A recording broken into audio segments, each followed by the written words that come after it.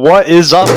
Dropped my phone. Great intro. What is up, all my beautiful people? Hopefully you guys are having an amazing day. We're going to jump right into it. I got a couple homies hanging out backstage, so we're just going to bring them right out. What is up, Mad Spidey? How you doing, my brother? Brother? Doing well, mate. Doing well. It's the double countdown. Dude, I had it looped, man. It ain't my stream if there ain't a few weird things going on. Yeah, I had the loop going on because I was too scared to run the music from my little opening stream that I made, so I didn't want to get copyrighted. So I just took the music out and then I looped it, and I was like, so yeah, man, how you guys doing? Yeah, it's all good, bud. It's Sunday. Cool, man. Unless you're Spidey, then it's Monday. Right. Yeah. So we're just going to rock right into it. I got a little clip to play, so we're just going to share this from the folks for anybody that missed it. So give me 1 second, and then we're going to shout out the chat. So this is from In the Mix on Friday. Enjoy. What that means. Iggy, ready? Hulk Smashling's dick!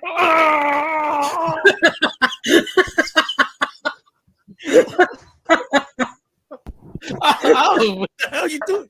That's enough. So violent. The people get what they want here on In the Mix.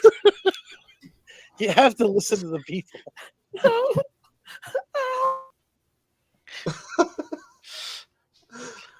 So I missed Link's beating himself. Got it. Yeah, that was his wife making it rain. So needed to start with that. Oh, we have another fine member of the community going to bring him out. What's up, my dude? This gentleman is so fine. Yes, sir. Wear all the time. That was good. So let's highlight all the beautiful homies hanging out with us. Oh, we got what in your head? The double countdown? Double countdown. Copyright strike. Copyright strike. Oh, I'm sure I don't sound enough like it at all for it to be counted as a copyright strike. If anything, you'll maybe get a lawsuit and go, how dare you allow somebody to come on and sing our song and sound that bad? And with the wrong words. That's right. Exactly. What is up, Las That Cruces? is true parody, actually.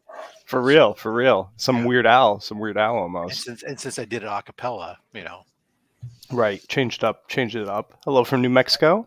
Las Cruces always putting in that work, coming in before everybody. What is up, Wellbore from tropical Canada? That sounds like lovely weather up there, my dude. Words that don't usually go together. Correct. What is up, Phil's Treehouse? Hopefully you're hanging out, man, having a great time. South Canada is just where the people live. What is up, Trev, my brother? Hopefully you're having a great day, my dude. Kicking it real easy. Well, there's Mr. Hulk Smash. What is up, Mark? Lurking from my bushes. Nice. I do actually have bushes right outside, so hang on. I'll get the window. Just throw some rocks at it. I got you, my man. What is up, Chris? Hopefully you're having a beautiful evening, my dude. Can't wait to get a mouse. Here's just for anybody hanging out. You want that link? They're stupid expensive. They're like, $5, $9? Mm-hmm. Yes, sir. Brian LCS going on vacation this week. Well deserved. Unless it's a MacBook, then it's probably like $100. Right. Lady Durs hanging out in the other room. You could probably go to the Goodwill store and probably pick one up for $1 because there's all those mouse that used to come free with people's computers all the time that nobody used. For real. Make sure if anybody wants to drop Lady Durs link in the chat, make sure everybody go sub her up. KBDM. Hopefully you're having an amazing day, my dude. What is up, Seth11? Smoking cigarettes. It's bad, man. Switch to vaping, but it's bad too for you, but it's better than cigarettes. What is up, Zach? Hopefully you're having a great day, my dude. Got some of your drink videos I need to queue up. That's why I switched to methamphetamines. Nice. There's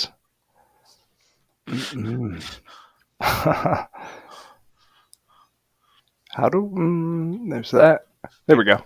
Picked the wrong week to stop sniffing glue. Yeah, Elmer's glue. Or the rubbing cement glue. What's up, Callie and Jordan Squad? Hopefully you're having an amazing day, my dude. Art epoxy. Links, hopefully you saw that clip. I ran your hashtag dick punching clip in the beginning. So if you missed that, you can tune in right into the beginning. Jean Malo, my brother, how you doing? Something clever like punching Peter or Peter punching. Then it'd be very like Marvel-esque. We use two words that start with the same letter. Tony, my dude, hopefully you're doing amazing. Yeah, I need to get one of those wrist mounts, like the rubber wrist pads, because it is not working for me. My desk is a little small. When you're punching your Peter? Yeah, that way I can really get into it. Okay. Make sure I understand. Rob, I believe the kids call that linksing. Oh, fair enough. See, I'm not hip with all the new jargon because I'm old. No, there's not that much new jargon. Just some hip talk, you know. Snapping around, that's right. What's up, Ragin? How you doing, my brother? So how you guys doing? You having a great day, Beckerman?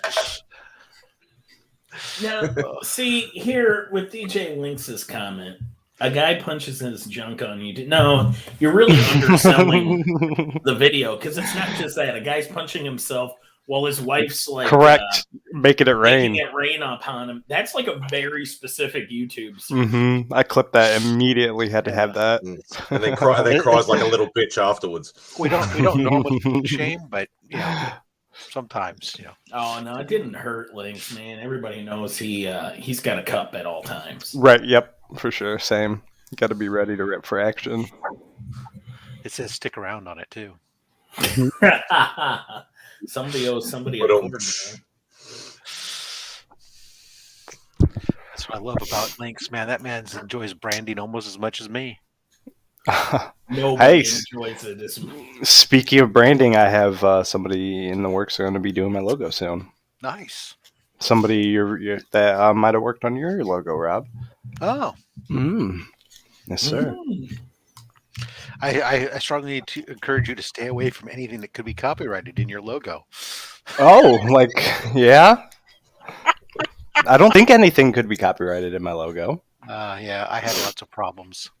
Really? It's just going to be basically collecting with DERs and then chains, like spawn chains coming from the background, breaking apart the logo, and then the spawn, the green kind of smoke coming out. Yeah, see, my whole problem was because I tried to incorporate the wall behind me type thing, and once we started putting anything that looked like the comic books, it really reduced who would produce any of my product. Because they kept claiming oh, I can't do that because of copyright. You're like, what are you talking about? It's it doesn't say the name because you couldn't read the full name. It was never and there's no, we know, and it's oh god, it's small enough, right? It's small enough image in the background. It's not even that. It's not even that. Look, the Only Slabs logo, I get it. I got freaking, and that's ironically the Only Slabs and Slab Hub. I never really had too much issue from the printers and stuff, and I got Peter Parker and Silk going at it right on the freaking lifted right from the comic book, right? Yeah. But when I went to do this logo here, originally these comics in the background were what were the problems because they would sit there. Some of the printers would say, "Nope, we know what that is, and we won't do it because it's copyright." Finally, I found. We reduced it enough and found the right printers where now they don't care because. So was it that somebody doing your logo or somebody making the merch and the logos and the stickers? What mean by printers? The people who were actually making the merch. Okay. They weren't going to do it because the person who made my logo made it how I wanted, and he was nice and went back and redid it multiple times for me trying to make it work. Right. But it was actually one of my preferred micro printer of choice that I was going to do a lot of my merch with originally. Right. That was the issue. But it all worked out. Spring doesn't seem to have a problem. So nice. Yeah, I'm just keeping it simplistic. I'm going to keep the characters off and everything because that was one of the first things he asked, and I was like, no. I was like, I like how Rob and those dudes have, and Gary has his like that and stuff. That's iconics. So I just want the logo and then rock it, and then I get sticker. I'm trying to have all this done that way I could have stickers and do all that, bring all that to Heroes Con stuff like that. So Nice. That's one thing you'll never see me. I don't bring stickers with me to conventions. I just owe everybody stickers, and I feel like that would be that's the best way to do it. Instead of mailing them all out, I can just give them to dudes. Just make sure you give them to the people that you know, right? Right. So here's why I don't give out stickers at cons. Mm-hmm. Right? Is that they get stuck to surfaces, and then next thing you know, people find out who it is, and especially if it's got your face on it. Next thing you know, you're the one who's getting in trouble for all this crap going on. So at cons, or when I go to these mini shows and stuff, I always bring, I have cards that are made up, but then I also have the magnets, and I'll hand out the magnets and stuff because they come off. If somebody sticks it on a metal surface, it comes off super easy. Nobody's gonna get pissy with me. So, but Panda last year at Planet showed up. He's like, "Oh yeah, I just got my sticker orders in." He had 100 like foily ones, and he had 100 regular ones, and they were pretty much gone by the end of the weekend. I showed up. So the first night I didn't go out with them. I had in-laws in town.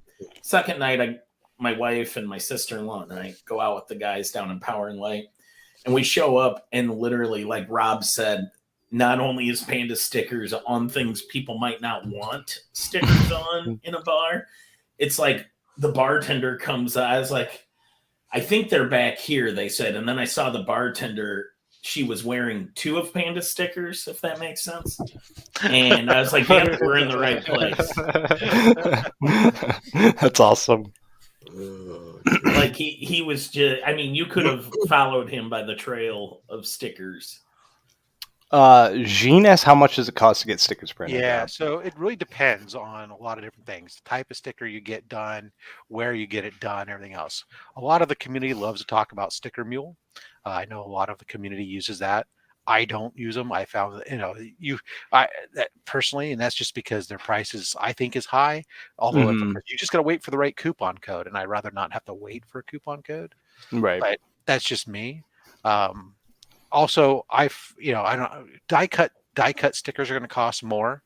I buy, that's why the ones I get, you guys have pretty much all gotten some where they come on a roll, right? And I cut them off the roll and I put them in the pack for the most part, and that's what I get. And those I can get if I get those 500 of those stickers cost me. I don't get that one. That was directed. Oh, it's a Comic Journey thing. Yeah, so if I buy 500, it's 500 stickers. It's $126. 250, it's 107. So there's a big. That's not bad at all. There's a big price break going from 250 to 500, where I'm getting 500 stickers, twice as many for only $40 more. Right. So that's what I typically do, and that's why I'm so liberal in using them on my packaging, or when I'm sticking them on my bubble wrap as part of how I package stuff and everything else. It's smart. It's not that expensive. Right, for sure, and it's easy branding. That's about 35 cents a sticker then, versus die cut, which will run about twice that much at least. Right. So takeaway price, because I know that will always affect how you look at something. What's just your favorite thing you've ever merched, like where you're just like, man, this is cool? That's a good question. I still get a kick out of sometimes where I think those jerseys, the Only Slabs jerseys, that I dig those. Those are cool. They're not regular merch because they were custom. That Chris and I each have, but those I think are by far the coolest. I mean, when I go out to cons with them, every time I go to a show, whatever, I wear that. People who don't even know at first, they comment on the jersey at a comic book convention because Slab 9.8, Only Slab's great, and then you strikes up the opportunity to then talk about the show. Next thing you know, oh, that's cool, and I hand them my card or whatever with the thing or the magnet with the information so they can check out the show and stuff. So I think that's probably the best.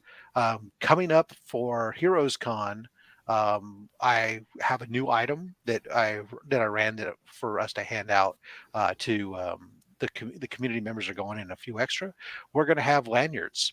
They're going to say for your badge lanyards that'll say only slabs and have Chris and my logo on them. That we'll be able to give to all the community members there, so you can have your badge hanging on an only slabs lanyard. I need That's a cool. new Those are not lanyard. cheap, but I might go whatever. Let's just do something cool. 4C Comics gave out at Planet last year, because that was their first stop. They gave out jerseys for everybody working the booth, but they did them in the colors and style of your baseball team. So since I live in Kansas City, they did Royals for mine. Like John Romita Jr. was wearing one for the Yankees. I think Bills was like Detroit Tigers style. Like Bacon had what's the Toronto team? Blue Jays. Yeah, it was really cool. It was cool to try to guess everybody, because Chris wanted Toronto Blue Jays colors for his jersey. That's why his only slabs jersey is all blue. Mine is not Dodgers like everybody seems to think it is. It's just that's what I thought. Because you're an A's fan, right? Yeah, I am. I just like a self-hating A's fan. I just grabbed colors that I thought looked good for the only slabs thing. That's all. I used to rock a bunch of like athletics gear when I was in like elementary school and stuff. I loved their jerseys and their shirts and the old school logos and stuff. Had no idea about the team or anything. I just had a bunch of their gear I was wearing as a kid. I continue to look for an old school. I've only seen one because it had it at the Coliseum, but I've been looking for a old school throwback Philadelphia Athletics jersey. But that's dope. Panda had like this. I don't know if it was. I wouldn't call it a hockey jersey last year because the material was different than a hockey jersey. It almost reminded me of like what pro bowlers wear at like tournaments and stuff. That kind of style with that kind of fabric. It's all bowling. But it was his logo, and so it was just really cool jersey style. I don't know if he'll wear it this year, considering how much weight he's lost. Right. But yeah, I've done bowling shirts and stuff in the past, not for my comic stuff, but for other stuff. Like for my for my barbecue stuff, we've done bowling shirts. I've had chef coats done up with our logo. Didn't you have a barbecue thing? A barbecue tote. We have insulated bags, aprons. I mean, I got so much stuff that I've done with the barbecue stuff that's been. One of the coolest merches I've seen is Spine Ticks has like how you and Chris or recommend you and Alan are always on a panel together. He has like it's a screenshot of the panels, and then he sent it into Tops, and they made like custom a custom card for him, and I think it's got people's stats and like their links and stuff on the back. Super dope. That's cool. Mm-hmm. Yeah. The I kind of swag, Uncanny Swags in the chat. He's on the card. But I used to wear a lot of bowling shirts like early in my days of fatness and Hawaiian t-shirts until I realized like how stereotypical fat guy that is. And then I kind of got away a closet from it. full of bowling shirts, brother. Bro, I'll wear dude. If I'm going on vacation, I'll rock Hawaiian shirts all day. I'll go out of my way to buy new Hawaiian shirts. Your championship rings as well, Mike? I still have those. Actually, I have a couple in this drawer right here. It's always fun though to walk in my the 300 rings. Put your bowling shirt on, go walk in the alley with your double ball that's bag dragged behind pre-Durs, you, but pull out the arm brace and stuff to put on, and watch. I have this thing about 300 rings. If I see them in pawn shops, I'll buy them, and then I pretend I'm good at bowling, and I'm really terrible. That's awesome. I'm good at Wii bowling. Yeah, I'm not even good at that. Unless there's one type of bowling I was pretty good at when they put the bumpers up like for little kids. And you can whip them like the little bowling balls so you can palm. Yeah, dude, that's fun. I feel like Rob just got disappointed in me. I really did. It's our one sport as fat guys, dude. I just suck, man. I'm all right at bowling. I'm all right. But I do this weird Fred Flintstone thing to my bowling, like with a little music playing. Well, like I get a big head of steam going where you think something's about to happen, and then I stop, don't. I try to put get the ball down and myself push to it? stop, but I stop. I lose all of my momentum that I've built up, and then I like throw the bowling ball, and my right foot always lifts up as I do it. So it's like this. My friends used to like caption. They'd be like, "Boink." I've seen people do that all the time. It's like they do their approach, but then they don't know how to do like the slide and deliver. So it's like they do this approach and then come to an abrupt stop and then swing the ball and go. And it's like, what was the point of all the approach if you're not going to carry the momentum? Just walk up to the line, set the ball down, and push it. I'll use like the smaller ball, and I won't even like hold it. I'll just palm it. That's what I use the Yeah, girl just balls. like pivot halfway down the lane, watch it bounce. Should we just Mhm. get you a little ramp so you can set it up and set the ball down on like the little 5-year-old? No, that's when you got to granny style it. If there's like one That's pin a- left, you got to underdog it.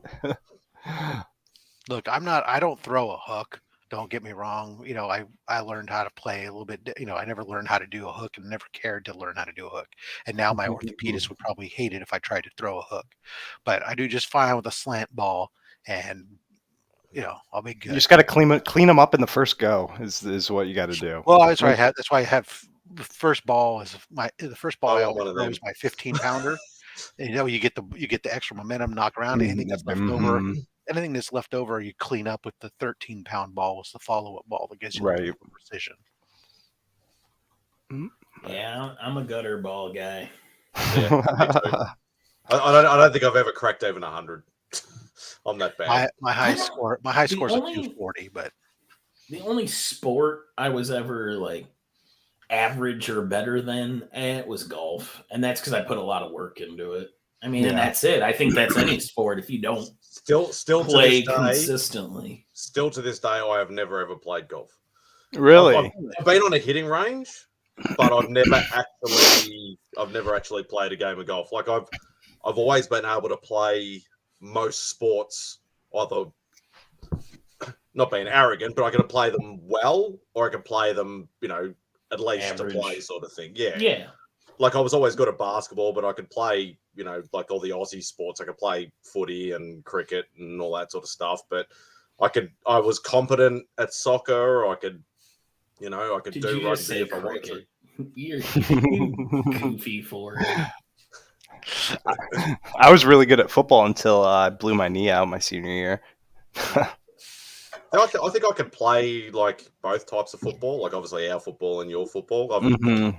done like, you know, just muck around sort of like your you football. should play them and all. played it. Throw in some rugby, throw in some Australian rules. Yeah, I just play the whole lot. Gaelic football. Do it all. Let's combine them all into one sport and figure Just it out. Just call it ball.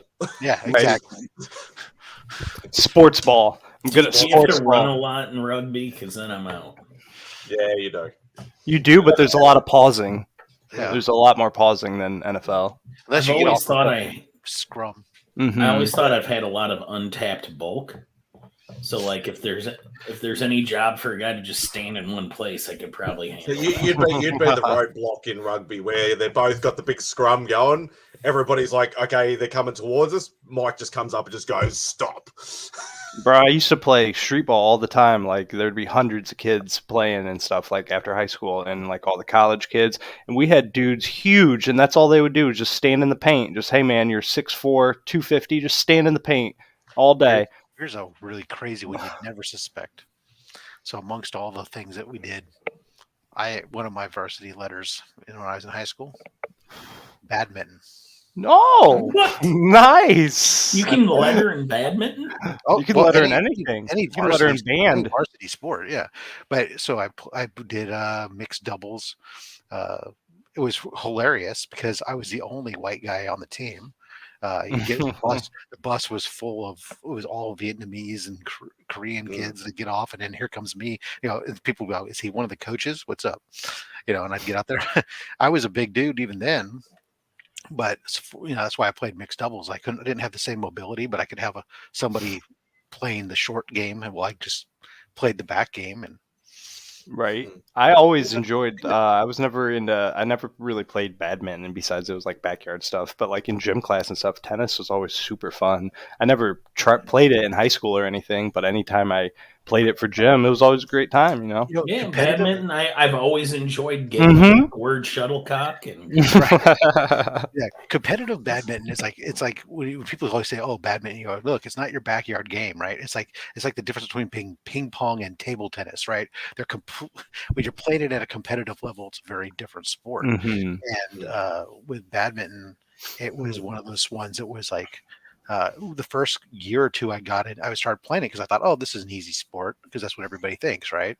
You know, I must have hurt my shoulder or blew out my shoulder so many times till finally I had some coach really sat there, took time with me to understand what I was doing and go, you're an idiot. You're trying to you're big. You're trying to use all your muscle. You're trying to use your arm to swing it. That's not where the power comes from. The power comes from your wrist and snapping your wrist and stuff. And it's like once you learn technique, not once you power. learn the technique and try instead of trying to muscle over it, all of a sudden it was like, oh damn, you know. I think But- part of my reason with sports was always I would rather not do K-pop? it as opposed to embarrass myself. You know what I mean? Like I never wanted to get made fun of for being the really lousy kid, so I just avoided playing them. But with golf, you know, my grandpa humiliated me at such an early age with it that like I was immune to golf barbs. Exactly. K-pop. I remember like the 80s dance stuff, man. That was the best. We had like my grade school. I remember when the student council got all excited and they invested money in a breakdancing mat and a boombox to put it in a multi-purpose room during lunch times. You could go in there and they'd have like breakdancing going on and stuff. And It's awesome. It was awesome, dude. man. I was born in 1990, but if I had a time machine, the 80s are one era that I'm very sad I didn't grow up in and experience with all the colors and the culture and the style is just The perfect pogo for me. balls. The Dude, I color- love it, It dude. was an era where any color could be worn with any Yeah, color. dude, I love didn't- it. And sometimes all at once. Right? And Yes. there was and no wind because we broke it all. for real. Some of the board shorts and frickin' muscle pants combinations that were out there, people stuff, and oh, it was crazy. I am tired. So you guys got anything cool to show off? I got some books and a little haul to show off. Well, why don't you show yeah. off? It's your channel, All right. buddy. I don't have All right, anything. man. I'll start. So, bam. All right. So, hashtag Prize Lizard, rocking the new Brian LCS Prize Lizard shirt. So, Mark has now succumbed me into buying DC McFarlane figures and He seeing. did what to you? I've succumbed to it. I don't think it means what I don't think it means what you think it means. Either way, Yeah. man. Either way, man. Get your mind out of the gutter, Mike. He's seduced you. Oh to yeah. buy- to buy Yes, those? Yeah. yes. But You I have got succumbed. infinite. You have Infinite. succumbed because he has seduced you. Correct. Yeah. But seeing him and Scotty always posting shorts, man, of figures. I got this for $12. I couldn't beat it. It's the Batman Infinite Frontier one. So cool that I got that and another bargain one, Superman Unchained. I got the whole trade. I've never read it, so I got Nice. this added to my pile of trades. And then I'll have a haul video of all my comics, but I always like to give a sneak peek on my lives. I got King Spawn. And then, you got to start with the franchise Spawn. And then my LCS gets they get 8 billion genies in so late. So this is issue 7 with the Spawn on it. And then I'm pretty sure this is the facsimile Darkwing Duck. I already had one, but I got another one, so whatever. I always take anything they put in my pull list. I like to support them. Walking Dead Deluxe, still need issue 3, haven't read it. My book of the week was Clear. If you guys missed this one, it's just like Ready Player One type style, but from Image, so it's really gritty. Flash 794, love this book so far. Love the event going on. Haven't read this yet, but heard great things. Dawn of Superman, Oh, that was good. was it? Batman, Joker, Deadly Duo, artwork's always phenomenal. This book kills it every time. I have no idea what's going on in the story, but this was a pure cover by Batman. What is this? The Man Who Stopped Laughing, number 6. Pure cover by. And then I think this is the art germ, Batman 133. And then Cosmic Ghost Rider. Nice. I didn't mean to pick this one up, but I mean the artwork looked really cool. This is the Rogue and Gambit, the Alex Ross one. I'm not trying to get those, but they put it in my pull list, so I'm gonna check it out. Venom, Ghost Rider. Not an X-Men guy, but the whole Sins of Sinister has been fun. I really enjoy it. I missed this, and it was a spec buy. I went back and picked this up. This is the first appearance of one of the new Spider-Man. It was like a $15, $20 book on Key Collector right now. This one, Spider-Man, haven't read that. And then finish it off with Mando. Big ol' haul. Okay. Big ol' haul. And then, I'll always have my haul video coming out in more of a detail. I finished reading next week's DC books before I read the last 2 weeks of DC books. What was that? Just Society number 3. It was Nice. good. Oh, I didn't know my shop screwed up again, and I ended up reading some stuff out of order. Well, I don't have a bunch, but I've put most of them away because I finished them all. I only had that one out because I've been taking nice. pictures of it and sending it to Mark. He won't look at my photos now. He's like, sees a message come up from Mike, delete. Yeah. doesn't even read it. Doesn't even open Swipe, it. delete. You got anything, Rob? I'm trying to catch up on chat. Well, my big haul video drops tomorrow, and I'm not looking to spoil that. But Right, yeah, don't spoil anything. I mean, I you got a do stack that. of stuff here that that was supposed to be a I kind of went over. I kind of showed Ooh. it the other day on the I'll be Remy's back in a place. sec. But this was just hold on, let me flip it over. I originally was doing an Check unboxing that out. video on this, but the video got corrupted. You can make it so you guys are there on the side. I don't need to have the whole screen of myself. Oh, man, I'm just trying to catch up with Chad. You like doing, Oh, that's not what I wanted. See where people are on the side of these. Whoop. There we go. That's why I need a mouse. Are we good? Oh, no, I was saying you can make it so I'm big, but people are Oh, you guys are visible. how do I do that one? It's like the one. It's next one of the options. Remove from stream or solo No. layout are my two. No, not. No. Oh, you only have those two options? When I click on your name. Oh no, don't click on. No, my- wait, right underneath the window, you see a bunch of different little. There you go. Now There just you click go. on me and drag me to your position. There you go. I learned something And- new. Appreciate it. Yeah. So, this one was one. The first one was one I picked up on eBay. I was looking. I had, as I know, I'm doing my Amazing Spider-Man 1 through 100 slabs. And I had grabbed my a couple raw books I had that I was going to send off to CGC for submission, and I was looking at my ASM 95, and it was pretty low grade, like 4.0, which for most of my books I don't really care on the lower end of those ASMs, but on the higher end, when a book like ASM 95 that's just not really worth all that much, I was like, oh yeah, I'll kind of get something better. I wonder if I can just get something that's slabbed already for the same money or something. And Mhm. look around, sure enough, I see some stuff, and next thing I know, I can see, oh, look at this. Here's a 9.2 for $120.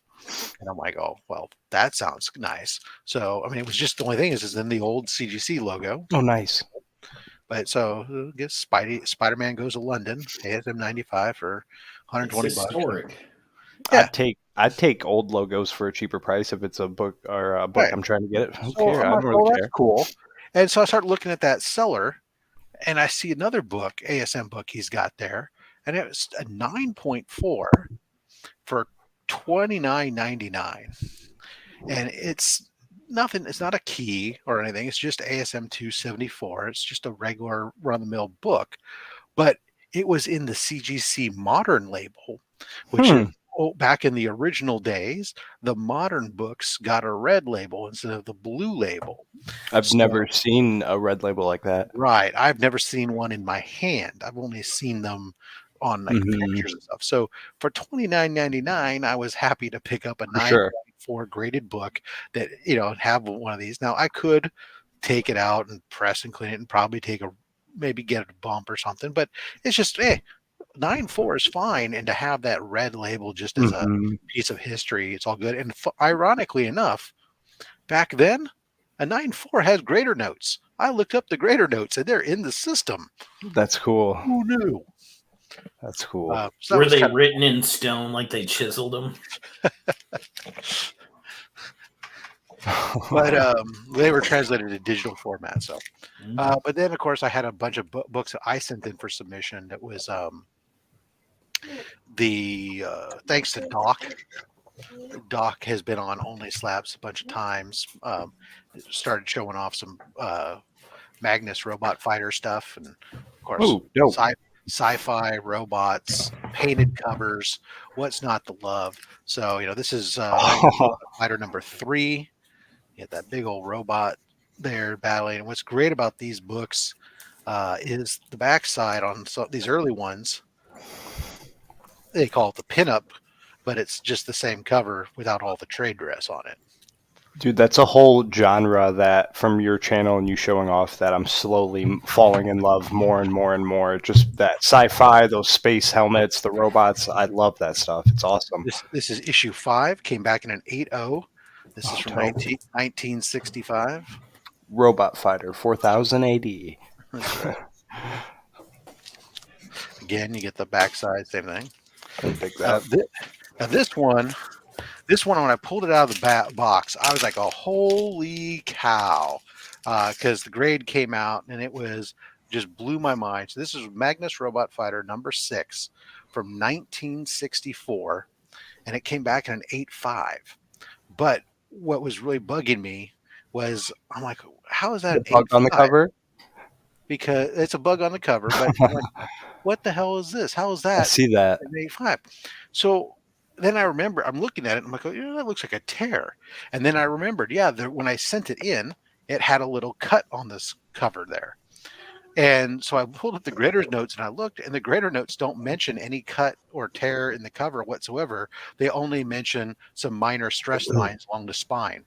So I'm not sure exactly how they count that as an 8.5 with a nearly half-inch tear in the cover of the book that obviously breaks cover, but and it's creamed off-white pages in 8.5, but whatever. Some people say I should just get whatever, but if I ever decide to sell it, I'll just have to make sure I disclose that freely to people. That, hey, it got graded an 8.5, but it's probably not really an 8.5. It's sort of it's a bit of the reverse, because I think you've shown some, Rob, before, like some of the modern variant covers, they have that like aged look around the thing, and then CGC or whatever just go, oh no, well that's only a 9.2 because it's foxing and stuff like that. It's like, no, that's part of the cover. Yeah.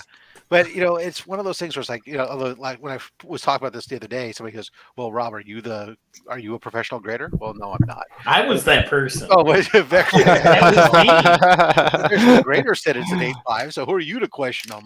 Exactly. Let the professionals handle it, Rob. So this is number 10 from 1965, and it came back as 7.5. Dope. Does a tear mean it can be an 8.5? I don't ask those kind of questions, especially when robot fighters are involved. Right. And if you run out of job and you need to make some money, guys, by the way, there's a coupon on the back. So nice. Money. You should have cut that out and then sent it in. I'm sure it's still good. This was a cool one. This was number 13. This goes painted cover, came back at 8.0. That's cool. She's communicating to him telepathically. That's why she's kind of like, I dig that, easy and stuff. Mm-hmm. It's interesting that the evil arc of Dr. Noel. So Dr. Noel, they chose Christmas name there, and it's like, yeah, like that. The grade is an 8.345. 8.3-ish. This one's my favorite cover of the whole lot. This is issue 25. This cover actually is on issue 25, and they reuse it again later on because the latter issues of Magnus Robot Fighter are reprints of some of the earlier ones, which is something that Gold Key and Dell used to do a lot on some of these series. But this is Magnus Robot Fighter 25. You got another giant robot fighting him, and this is actually unnoticed specks suddenly become mile-high robots as the micro giants.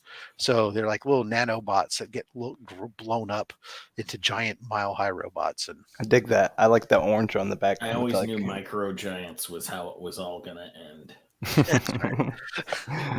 Not Micronauts. And then last one here. Screw Micronauts. This is issue 26.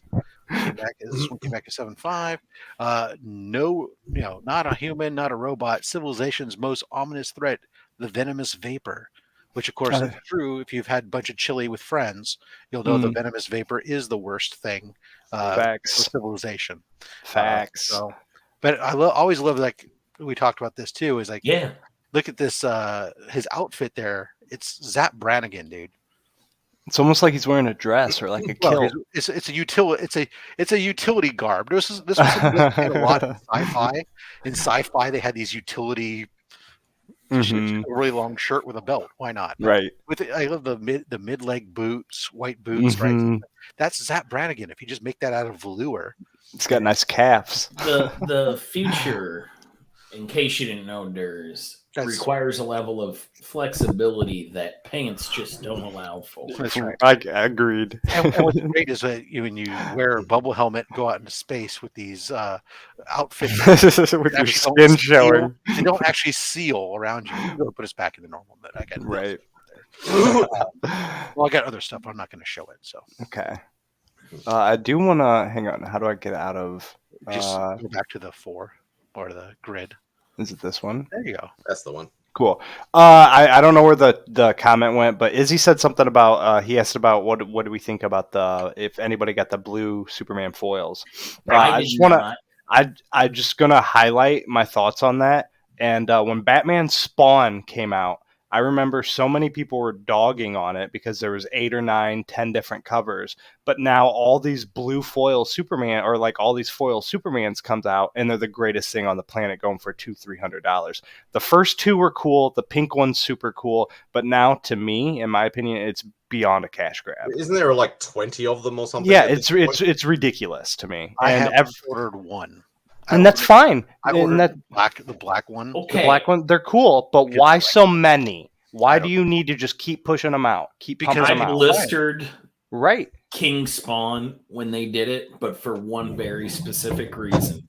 Because like Pepperidge Farm, Becca remembers, and I will source a Comics Journal interview that Todd gave in 1994, where he said, if you release more than one cover to a comic book, you're a crook.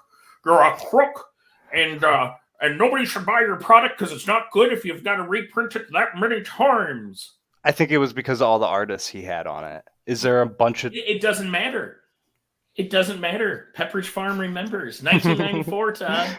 But still, it's just like... You said gimmicks to sell comics are for weak people that can't create good stuff, and I give you 30 copies of King Spawn #1 with 30 different covers. I bought like 5 or 6 of them, but they're all different.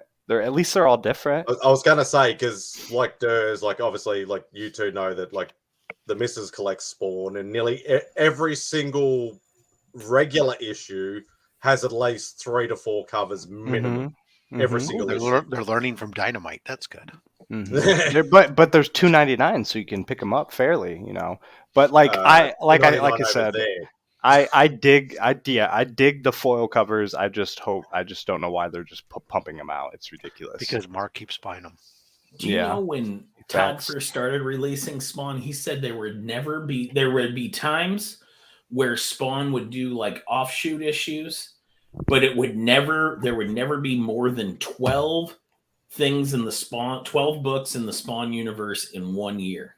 That's what he said. He said, if we do something else, we just won't put Spawn out that month, because I'm all about quality. And I don't think you can do a quality product like Spawn with a bunch of different one shots and stuff and sub things. I mean, look, oh boy! I'll tell you, Izzy's right. I mean, look, they look pretty. I mean, and so they're selling. And look, I succumbed to it. Like, I'm not a Superman guy, and I bought the one because the black one just looked so damn amazing to me for some reason. But then you have other books that are having issues going out because it's low print runs, paper shortages, and stuff like that. But then you have this kind of stuff just pumping them out. So that's kind of where I get. Look, the store variant exclusive has been going on for a while now, and So that's all this is. This is just a store that got on their own exclusive, that got a theme, and now they're running with it, just like Patrick Gleason did with all his webhead variants, just like DNA is doing right now with all his solid background tied into the color thing. But they're different characters, is my thing. But I don't care about that because Pat Gleason never released a scathing article condemning covers. You're never gonna let it go. I don't care about variants. I don't want them, but I'm not going to buy them. But I don't care if you do it.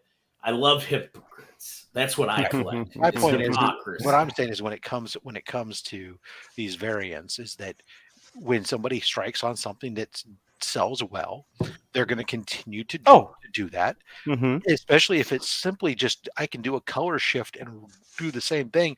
I don't have to pay the artist for new artwork again, basically. Right. Then it's super. And how hard is that cover? I mean, from an artist standpoint, Mhm. anybody could do it practically. So At the end of the day, it's a money grab. Oh yeah.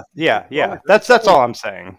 this is I a tell very- you what, we're a Rob, right capitalist now, society, here it's and all now, that. if in 20 years you hear me say teen versions of superhero teams suck and I'd never read them, feel free to kick me in the nuts. You get a free pass. I'm saying it right now, timestamp. Whatever you need to do. Like if I come out and say New Warriors was garbage, New Mutants sucks, teen supergroups, terrible idea, nobody should ever do them. You get a free kick to my nuts because hopefully you'll be too old to do it. Well, you're already committed to that realm, anyways. You're talking about more the other way around, when somebody says, teen groups are horrible, and then a teen group comes out after the fact, and you decide to jump. Well, I was trying to think of something I'm into. You would have had to say the teen groups like 20, 25, 30. Well, no, 50 years ago, you would have had to say it was bad. The only team group that matters is the Scorch. It's the only one that resonates with me. Oh, shut up. No, Beck gets them all because she gets Kingspawn, she gets Scorched, she gets all those wells, and then whatever we can get. Dude, at the end of the day, thank God they're $2.99. I'm sure they're a little bit cheaper there too than your normal price, but if they weren't $2.99, they're still full price. No, they're $2.99, but when you start talking about like all the shipping costs and the currency conversion, that you're paying like $9-10 a book. Gotcha. Yeah. So when there's like 4 or 5 covers per book, and it gets. One second, guys. I'm gonna bounce out. Supper's ready, so everybody. Later, bro. You are fancy. You have supper. Supper. Ooh. Supper time. I can just picture somebody ringing the bell on the porch. Everybody's coming to run into supper. Well, I have been saving up for that burst of speed. Nice. Yeah, you've been doing your walks and stuff, man. I'm proud of you. Well, no, I've been resting for so long, 43 years. At this point, I just assume I'm really fast. Right. All right, bro. I appreciate see you guys. Have a great day, man. I honestly like variants. I like the incentive programs, however variants they carry away. Yeah, no, Izzy, I agree. I mean, it's really so. Variant covers are one of those things. Is like I don't mind them. There's times where I really fall in love with a particular variant because the artwork is way better than the original or whatever else. And as a guy who collects half of what I collect based on art and what appeals to me, I totally get it. But it does get carried away when you start going down the path of some of these issues where they're not even key issues or landmark issues. Mm-hmm. If you look at right now the ASM runs, there before the Venom runs and stuff that were like just regular run-of-the-mill issues all of a sudden have like 8, 12, 15 different store variants. It just seems to be a little bit excessive. Now, granted, nobody's making you buy them all, but you don't like the incentive program, really.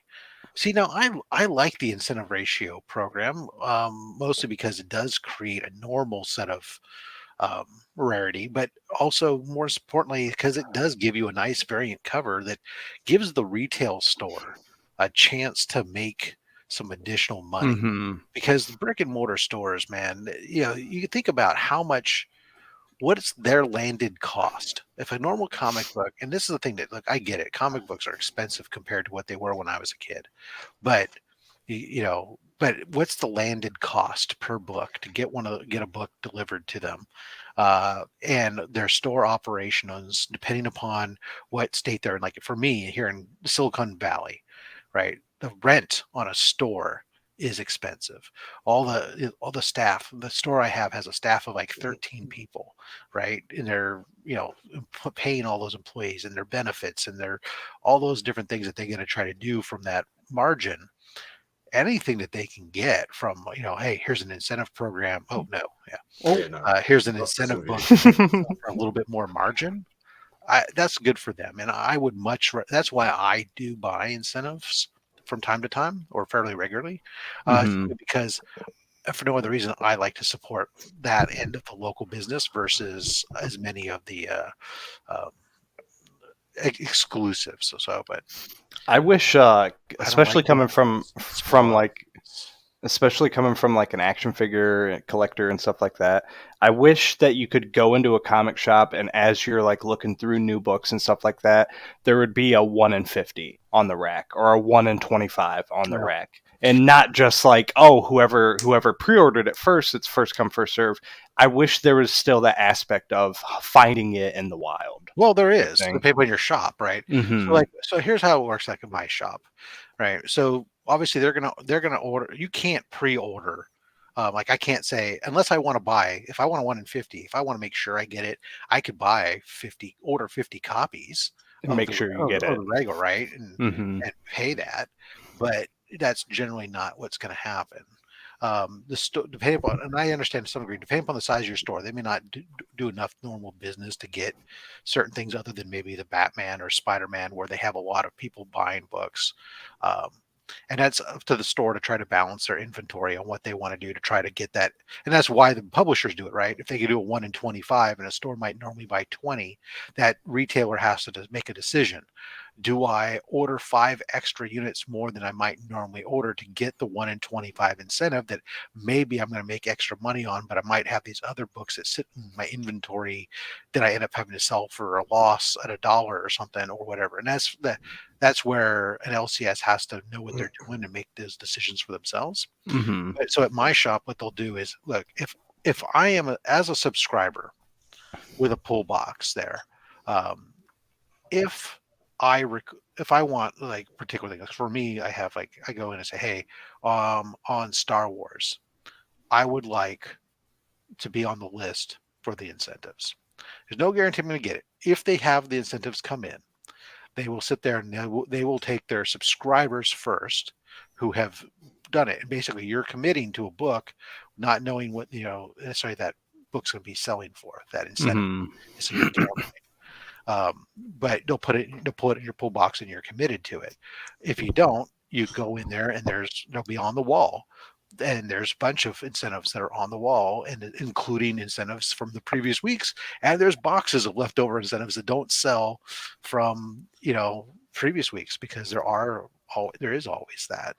But And then they're losing money in the long term. So. well, it all depends on what they end up selling. If they end up selling the incentive for $1, sure. If they Mhm. end up selling it, instead of maybe selling it for $20, they sell it for $10 a couple weeks later. They're still making more than they would off a normal issue.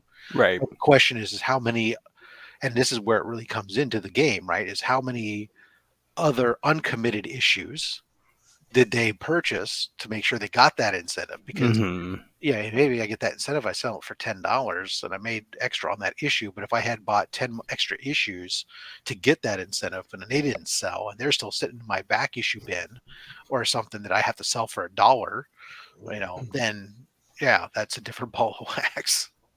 Whereas over here, like incentive covers are near non-existent because none of the shops over here have the buying power to be able to get a 1 in 50 or a 1 in 100. Like occasionally you might see them. 1 in 10s is probably about the only ones that we'd ever see. But yeah, we don't have shops that can go, oh, I can buy like the Batman Spawn that had a 1 in 666. Dude, it had a 1 in 1,000. Yeah, like none of the shops Yeah. have even Like, like your a regular quarter of that. your regular LCS is never going to have 1 in 1,000, right? The only people who have those books are the 1 in 500s typically. Those are going to be your guys that are selling online, right? Your Right. unknown, your your places that have these large footprints that are ordering that many books. Those are the only places that are going to have it normally. The your normal brick and mortar retailer store is going to have 1 in 10s, 1 in 25s, and on a big book they might have 1 in 50s, right? Or in my shop, every once in a while they will get a 1 in 100. If there's a big event like when Batman 1000 or something happens, we have enough people in my shop that will do order Batman that my shop might order 100 copies. Like I know the Three It's fair. Jokers, when the Three Jokers came out, enough people in my shop is big enough in the Silicon Valley that they had the 1 in 100s, and I was able to get the 1 in 100s for all 3 issues of the Three Jokers. But that was not necessarily always going to be, that was not a guarantee that they were going to get them. It just happened to be the demand was high enough and enough people were buying all the other variant covers right, that caused them to be able to get enough issues to do that stuff. And that's sometimes where the variant covers come in. But no, it's definitely a balancing act. I mean, an LCS can, if they were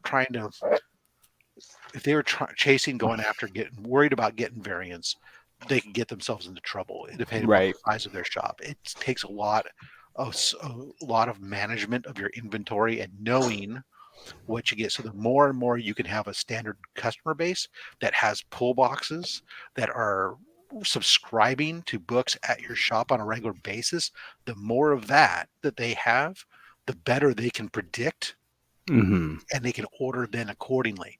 When you get to these shops that don't have that, or just you have tons of you people who just come in and they like to pick it off the shelf and don't have stuff pulled for them, and the shop doesn't really know what to expect from 1 week to the next, that's a lot more difficult. Right. And that's why my shop won't, you could be the customer that comes in every single week, but if you don't have a pull box subscription list, they're not going to pre-pull any kind of ratio for you if it comes in, because you're not helping them to predict their inventory. Somebody like me who has a box that pulls, submit my list via FOC online to them, and where they can predict and purchase all that stuff ahead of time. And when I go to the shop, I'm picking up my order, and then maybe I'm going to Wall and I'm picking up a couple extra things that I happen to see there that maybe I missed or I didn't know I wanted until I physically saw them. Then that's different. But that whole FOC thing is not I've never experienced that. I print my comic list out and take it to my shop. That's how my pull list is. And again, I love my shop to death. Shout out Pop Shop. I'm in talks with getting them to sponsor some giveaways for my channel or prizes for my channel and stuff. But I go travel 35 minutes just to go to them because I love their service. They always make sure I get the covers I want.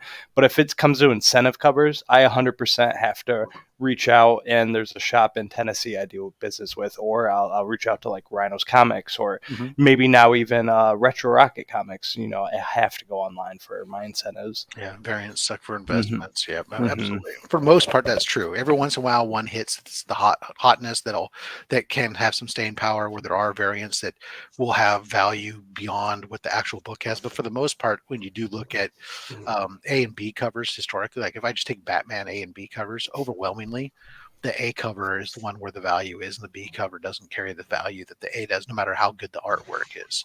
I pick the coolest cover. It could be A, B, C, D, E. I'm not buying for value. So. Right, I'm buying to read the book. Even if it's a 1 in 50, I'm still gonna only buy that issue and read it. Like it doesn't matter to me. So. Cool.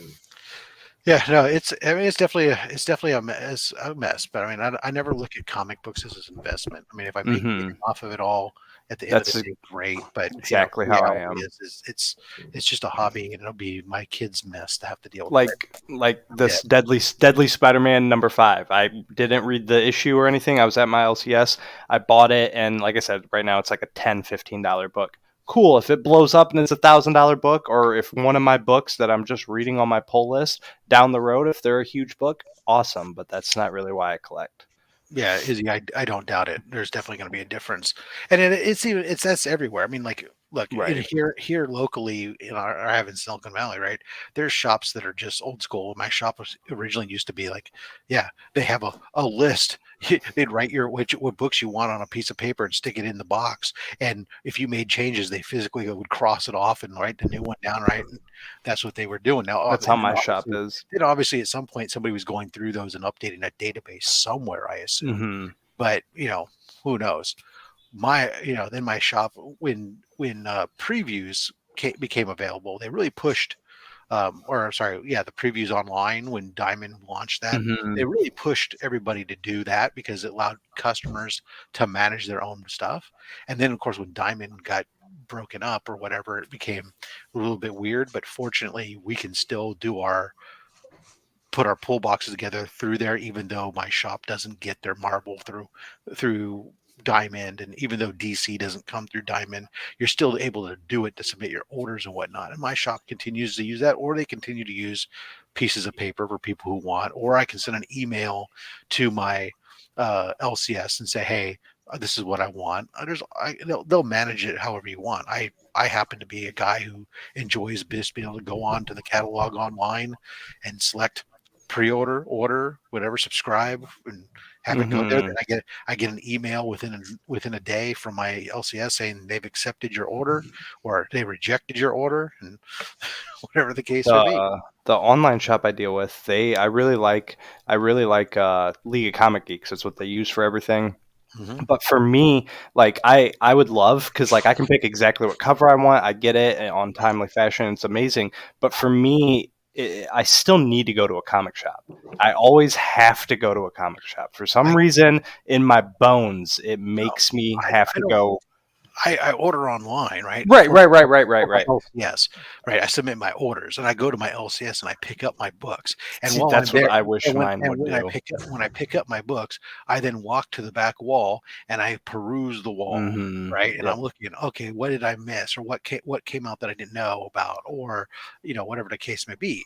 And I'm doing that, and there's usually almost always a couple of books I'm picking up or something, right? Right. So, yeah, it's all good. I mean, that's definitely a way to. No, I just was saying I wish my LCS used like that online service. That way I Yeah. could, pre-pick them, because most of the time they know what I like. They know what covers I get, but like half the time, unless it's Spawn, I'm able to pick. But like Amazing Spider-Man, when this comes in, I get what cover I get. I always tell them I probably want the A or B cover unless it's Spawn.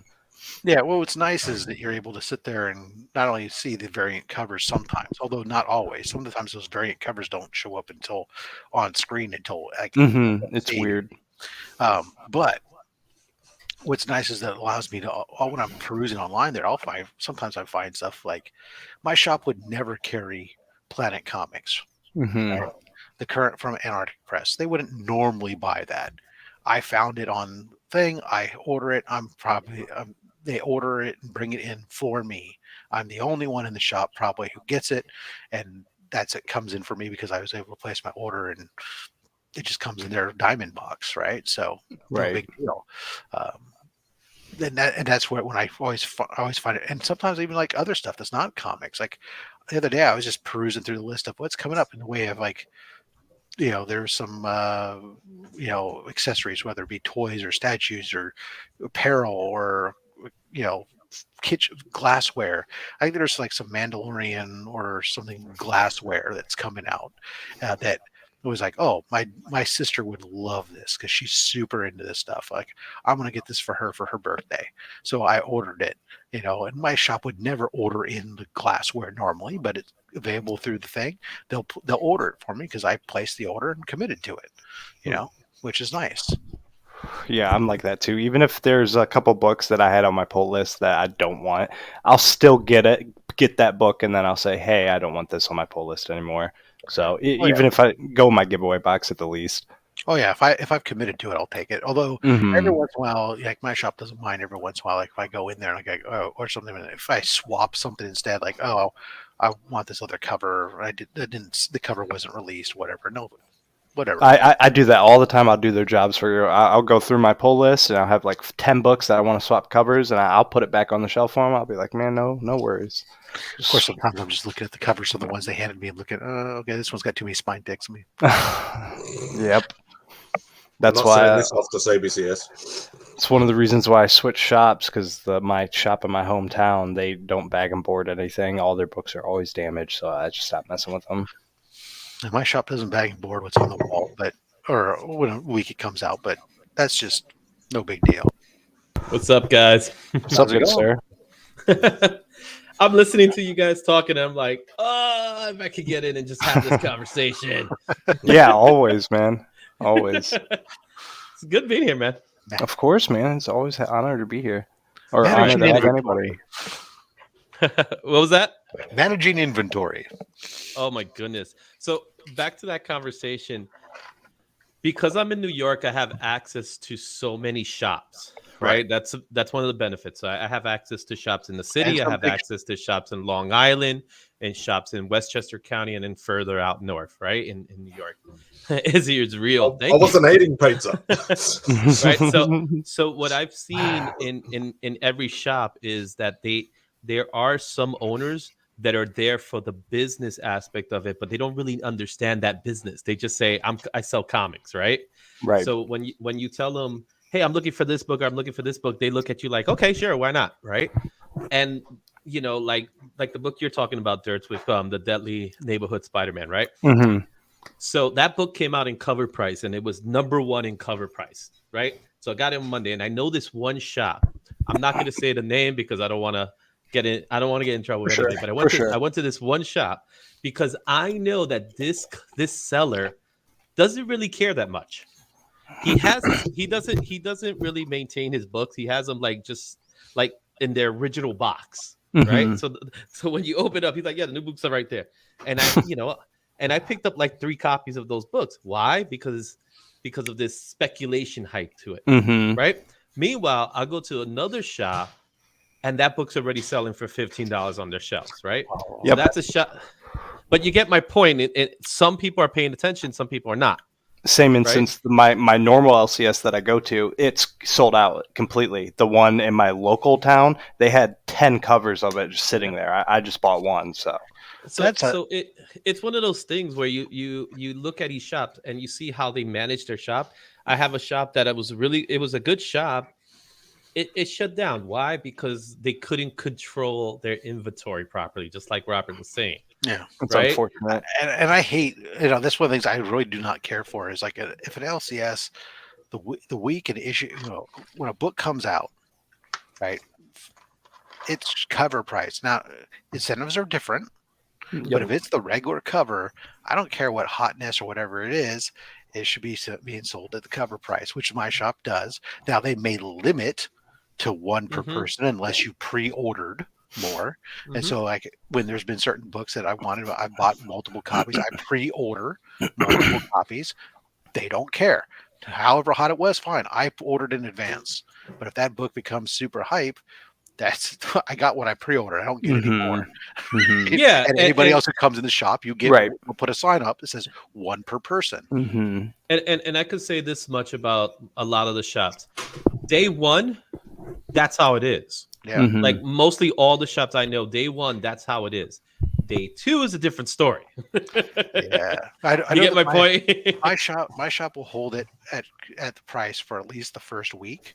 But what they will do is if something's gotten really all of a sudden starts blowing up unexpectedly, not only will they first start off by putting 1 per person up, but if inventory starts to get really low on it, they'll pull the inventory off the shelf and they'll hold it behind the counter only for subscribers. So if if you're a normal subscriber at the store, but you didn't order that book, but you ask about it, then they'll go, because you're a regular, they'll go ahead and sell it to you at cover price, but they're not going to make it available to just the people who are coming in off the street going, hey, you got it. And all they do, they walk right in the door, barely even take 2 steps in. Hey, do you have this? Nope. All right. And they're gone, right? They're not. That's why I switched LCSs, because I've told this story before. But the Dark Ages, when Dark Ages came out last year, I had the 1 in 50. It was the Venom Carnage. I think it was I forget who did it. I don't even remember. But it was the 1 in 50 cover. I had it paid for, pre-ordered, and everything. And then the LCS in my town was like, "Hey, we never got it in. Here's your money back." And then later that night, I was on their Facebook sale, and they had that issue selling for like on Facebook. That's just being dirty. I called them out on the spot. I went into the shop the next day. I called them out. I was like, "I'm done doing business with you guys. I'm not." That's just being dirty, man. Yeah, 100%. I've had the opposite. And like I said, because my LCS, when they do the incentives, right, they do look and go, what is the, they'll look and quickly see, is there something special about this book? If it's something special about the book and it's selling in advance, on eBay for shit tons of money, they'll put it up, not for the same price itself, but pretty close, right? And so I had one, because I had like the Star Wars incentives were on my pull list automatically if they were available. I had them one time. They called me up on one and they said, "Hey, just so you know, this is what this book is going for right now, and this is what we're going to be asking for it. Do you want it? If so, we'll leave it in your box. If you don't, I can respect that 100%." Right. And I said, you know what? That's a price I'm not willing to go for. So go ahead and release it to somebody else then. Because I can 100% respect that. Yeah. Meanwhile, I have another LCS where the owner doesn't know much about the business. He's all about making the money more than anything. But he has what makes him smart is that he has employees who know. Like his employees are fans, that helps, right? So when the employees are fans, and the employees can say, "Well, that book is this book is that," then that worker could be more wise, and that owner could be more wise in how they approach it. This one guy, he's really great. Where the what you want the NWA cover of Deceased that came out. Again, not a big book, and no one's really talking about it, but it sold out almost immediately in my area. That one, yes. It's on my wall. I personally don't care about the book that much because I'm not really an NWA guy. I'm an NWA guy. I had to get it. I'm not. I'm the guy on the other spectrum. I'm the Nirvana guy. I live in the Bronx, and I like Nirvana. Go figure. But the thing is, when that book came out, I didn't know about the book at that moment. When I found out about the book, I found out, it's sold out. But when I go to the other shop, it's like, "Hey, do you happen to have it?" He's like, "No, but I could order you 2 copies if you want." And he's selling them. He's giving them to me for cover prices because I always get nowadays. What I do is I get 2 copies of mostly everything. One for me, one for either a giveaway or something like that. Yeah, I do that. I have a lot of like facsimiles. Matter of fact, I do that with the facsimiles. I'll buy them and give them away. So I usually buy one for me and one or two to give away. So it was really funny the other day when I only bought one of one facsimile. He's like, "Oh, why are you only buying one? Don't you normally buy 3?" And I said, "Well, actually, I already. This is a re-release of the facsimile that they just released 2 years ago, and I have the one from 2 years ago, so I don't need another one. So I just need the one to give away." That was all. I don't get. That's another conversation for another day. But really, the facsimile issue, I like classic facsimiles. Yes, I like books that are pre-80s. I'm going to say pre-80s because anything after the 80s you could probably find it somewhere. That's what I'm talking about here. I'm talking about like they did Flash 123 and Brave and the Bold 28. Those were ones that DC just released them as facsimiles 2 years ago, and then they re-released them as facsimiles again just this year. Yeah, well, so they just did the X23, right? The X23 then they've done Marvel's done some modern ones, right? Because they've done Edge of the Spider-Verse, they've done Ultimate Fallout 4, they did the X23. They're doing cool with that. They're doing a lot of the modern ones. The DC, the most modern one I've seen recently was they just did the Batman. It's the Jason Todd, one, right. And they did the foil version too, which actually I like the foil really version. Facsimile at that point, right? I miss the foil on my LCS. I have it. It looks cool, but it's one of those covers that you don't really realize it when you see it.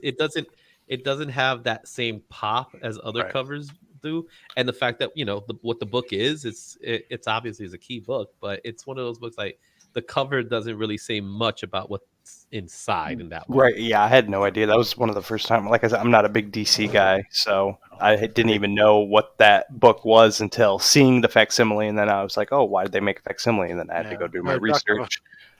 Dr. Von Hoot, Yeah. my LCS, I do dig it. I mean, it's like my LCS has its shortcomings as far as I'm concerned. They don't have an extensive backstock library. They do have more recent back issues, maybe a lot of 80s stuff and whatnot, but they don't have like slabs in that shop at all because the general manager of the store doesn't like slabs. Comic coffins. Yeah. It's really interesting. It's like the store is actually used to be two stores that combined into one. One was a game shop and one was a comic shop. They combined it into one shared real estate, shared staff, cost less for the owner. Great, because the same owner owned both. So you have a general manager that oversees everything. You have a comic book manager. You have a game shop manager and staffs and stuff that got to go inside. And so it's got a lot of different stuff. And the gaming aspect is really on point there, including you can go in there and rent games and do all this stuff. And they started expanding their comic stuff, but they don't really buy collections. They don't really do the big books. There's other shops nearby That if I want to do that, but it's safe for me because I do have a tendency to buy old books. And I know that I go into my LCS, I'm very seldom tempted by that stuff. I'm in there just to get my current stuff for the most part, which is kind of nice. Dude, that's one of the shames about the LCS in my town that's kind of screwed me over is it's really small, but they have, I don't know why they don't let people down there. I don't know if it's an organization issue or anything, but they have like 1 million comics downstairs. And one of the worst parts about it is you can go in with a list and say, hey, I want this book, and this book. And they'll bring it back and they'll be like, all right, well, they're down there for 15, 20 minutes. And they come back and they're like, all right, these 3 books are $300. And it's like, no, I'm not, on eBay, you could get them for $50, $75 altogether. And now you just wasted both our times because you were down there for 20 minutes. So it's just like, man, I just don't understand it. Yeah, no, sometimes like that. My shop used to have a back room for that stuff, but then when they moved, they actually they liquidated their back stock to somebody in bulk, and so they've been rebuilding their back stock, which kind of sucks. But yeah, every store, like I said, every store has their thing, right? So I'm very fortunate enough to have Midtown Comics at 3 locations, 4 if you count the warehouse. Nice. And because the difference with the warehouse is exactly what it sounds like. It's an outlet for comics. When you go there, you're not going to get new releases, so don't bother to even think about it, right? But they have a whole floor. The entire floor is just back issues, all back issues. Nice.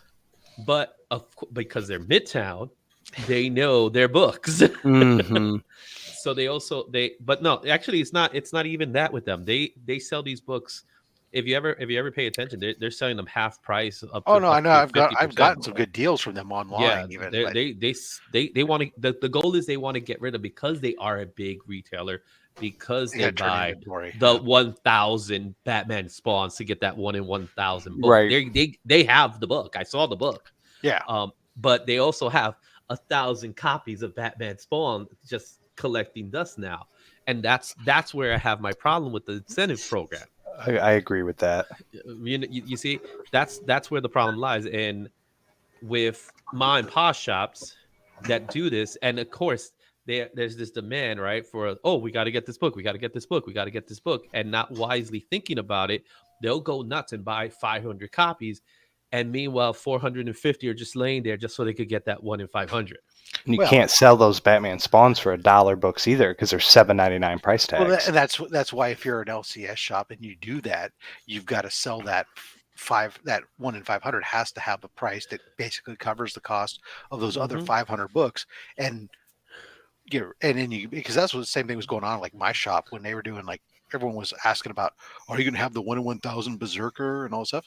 Hey, if you want to buy 1,000 copies, sure. I know whether and I'll give it to you for free too afterwards, right? Yeah. Hey, we'll sell you the 1 in 1,000 at cover price. You got to buy 1,000 copies, and then you can have the 1 in 1,000 at cover price. And if you don't want it, That's if you don't want the other 1,000, fine, we'll recycle them for you.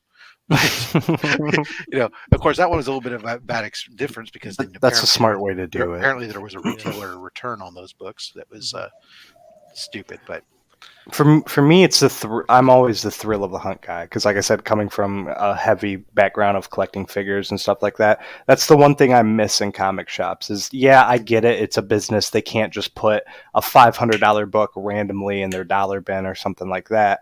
But I wish that those chances they do exist, but it's so rare to just walk into a shop and find a book like that. Yeah. well, That's if you why I do, was it's telling you tag about that expensive. deadly. That's why I was telling you about that deadly neighborhood spot. I knew this guy had this book just sitting in that box. Right. So Right. so I'll go maybe once a month to him, be like, hey, what's up, dude? And he's like, hey, what's up? It's like they're all over there, and literally everything is scattered. When you look at this place, it's like, oh my goodness, what am I gonna do with this place? But I found so many hidden gems, and he doesn't care. They're all cover price to him. You know what That's I mean? nice. So it's like I got that benefit there. But then you have these other shops that are treating it like, they have gold, but they do these dumb moves of buying the 500 copies, and then they're sitting down selling them in their dollar bins, and then they shut down because they can't afford their rent anymore. New York rent is expensive. Yeah, so out here we do sometimes. There are sometimes incentives that we play chicken with the shop, right? It's like the shop will put a certain price on that incentive because that's what it's going to be. If you want to get that one because it's hot, and if you buy it, great. If you don't, it sits there. Then you wait a couple weeks and you watch it as it moves from the church shelf down the line until it ends up in the box, or then it gets a markdown on it. And then you try to beat everybody to it with the markdown price, or you get a chance to see, is that book really still that hot book, or did that incentive all of a sudden like really fall off the cliff, right? And you decide, forget it, I'll pass. Dude, Yeah, exactly. I could imagine that running an LCS is a very tough and very hard thing to do with all the influxes and the incentives and stuff like that. They hate the variant covers too. Look, Yeah, a lot of shops won't, because unless you're a big shop, right? From a small shop, there's a lot of small shops I know that won't even do B covers, right? We're going to do A covers only, unless you pre-order, maybe, because that's just that much more inventory. There's already so many SKUs to manage, right? Not just what you're bringing in, let alone you start putting. I couldn't imagine A, B, C, D variants, right, or whatever on these things, and incentive variants, and then you're trying to manage your aging inventory that's sitting there that you got to try to turn and still try to make money off of, and you're trying, people coming in wanting to sell collections to you, which you got to try to evaluate. Like, if I take this in, how much of this collection is just going to sit here for 5 years? Or forever until I close the shop, because I can't sell it, but but I can sell these 4 or 5 books, it's like, that's why a lot of them do, the board games and the Magic and the cards and stuff like that. Part of the business. It's huge. It's great for them, but like just the mental aspect, it's more predictable, and that's why when I'm going to eventually do a tour of my shop. Nice. And when you do that, you'll see that like 75% of the floor space is dedicated to gaming. Same with mine. And that's because, well, look, the comics put them on a wall. They don't take, around the perimeter. They don't take up as much space, and the gaming's all in the middle of the floor. But the gaming real inventory is higher margin. It's got a more predictable turn rate, and on top of that, because they host all kinds of gaming camps and gaming events, and people come in and spend time in the shop doing that stuff that builds community, that builds brand loyalty. But then also they sell food and snacks and stuff to people who are there at the gaming events that are, again, more margin and stuff. That's the stuff that allows them to do it. The comics is, Yeah, and same thing here. I think what makes stores like Midtown Comics, I use Midtown as a good example, makes them make money isn't the store, it's the online presence. Yeah, right. If you are able to build a strong online presence, then you're not confined to that area, right? Because that's it, right? You're confined to this area. You're confined to you're the shop of this area. But if you have an online shop, you're not just the shop in that area. You're the shop across the world in some cases, right? Right. And that's where you could get rid of that inventory that's just sitting there. I think Yeah. what some of these shops are not thinking is how could I expand my reach? I can't expand it any further than this area, right? But what I could do is if I do, the, most of them are doing whatnots. You could just open up a whatnot shop, right? You do Right. your whatnot shop. You take 2 or 3 days of the week and say this is going to be my whatnot show. You do it from the confinement of your store, and you say, hey, you're looking for this book. You're looking for this book. You may sell them for discount. You may do an auction, and then that's how you recoup that money that you're spending on rent and light and all that stuff and employees if you have it, and then 2, you're getting rid of this inventory that's going to be sitting there. And of course, the mystery box. Everybody knows the mystery box. All it really is let's get rid of books. So Right. this is how we're going to do it. Right. Which is what Sometimes you get bangers out of them, though. Well, generally you're going to get like the ones I've done recently. I've been doing the ones from Fisk Comics, right? Fisk is is a brick and mortar LCS, and the boxes, I'm getting 50 for $30. I typically get 15 to 20 raw books, and of those, there's usually one book in there. Each box I've had, there's been one book that's been anywhere from $45 to $50 Worth it in resale, but it covers the cost of the box. And the bulk of the box is $3 to $4 books, right? There's standard stuff. And at the end of the day, you end up with, anywhere from $75 to $100 in value out of the box. You paid $30 for. As a buyer, I'm happy, and I get lots of stuff that goes in my giveaway bin or whatnot. If I wanted to flip it, I probably could, but and make supporting them, but getting your their, giveaway from their box, and aspect, you get what I say is they're getting most of their stuff is they're turning inventory that's sitting there, and that's the thing. Any retail establishment that you're doing or any business, there's a certain, your money is tied when the inventory that sits there, that's you've paid cash for that out of your, that's money that's sitting there that you can't spend. You can't pay employees with, you can't pay the rent with, you can't do anything until you turn it. And so there's always this thing that you have to play with of how fast, at what rate do I turn it in order to have liquid capital so I can buy more inventory, pay my employees, do this stuff versus trying to hold to maximize your margin, right? This is that whole game. And sometimes in the LCS world, they're dealing with very minimal margins to begin with. Yeah, and that's why they shut down. That's at the end of the day, that's why they shut down, because they're not thinking past that area, right? This is my space, and no one's gonna get involved. But then again, how are you gonna get out? You know what I'm saying? Choke on backstock and stuff that drowns them in it. It's not like the old days, where we used to be able to retailers returned newsstands. You got the newsstands, they got the inventory, it didn't sell, you destroyed it, and you got your money back. You didn't have to sit there and hold it. I mean, I've mentioned it before. I used to work for Musicland way back in the day. For those of you guys who are young, I remember that. I remember Musicland. Shopping malls used to have music stores in them. Yes, dude. Yes, And, they were awesome. Yeah, and it wasn't just Hot Topic. Right, exactly. So what was the one? Musicland. Musicland. Sam Goody. I remember Sam Goody. I remember well, Musicland. So here's the thing: Musicland and Sam Goody were the same company. Mm-hmm. They would you would find typically both of them in a mall because they would be their own competition, and it would keep another third-party label from coming into the mall. That way, they would get 100% of all music sales at that mall. They also owned Suncoast Video, but yeah, Suncoast. I remember Suncoast. Right. So one of the things I did there as a manager when I was working in Musicland, I mean, this is many years ago, obviously, was I was in charge of the comic racks. And that meant that at the end of the week, each week when new books came in, I put the new books in. I pulled what was the oldest stuff off the stock, and I tore covers off books. You had to get rid of the QR code to send back. That's all they cared for. Yep, they sent back proof of destruction.